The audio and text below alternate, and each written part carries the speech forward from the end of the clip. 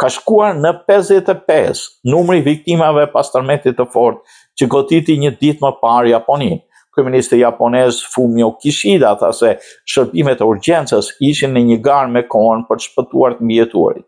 Të martën, Kishida deklaroi gjithashtu se rreth 3.000 persona nga ekipi i shpëtimit po përpiqeshin të arrinin një pjesë të Kadishullit Jugor. Ushtria japoneze po shpërndan furnizime si ushqime, ujë, batanie për ata që janë detyruar të largohen nga shtëpitë e tyre. Qeveria e vendit njoftoi se 57.360 njerëz duhet të evakuohen. 10 mijëra vakte po shpërndahen në të gjithë zonën e prekur. Pas goditjeve të vazhduar gjatë të hënës dhe të majtës, sekretari kabinetit të Japonisë Yoshimasa Hayashi paremëroi botën se të jetë një vëzhgim për tërmete të tjera magnitudë deri në 7 gradë në javën e ardhshme. Prefektura Ishikawa u godit nga 155 tërmete nga ora 16 e djeshme deri në orën 9.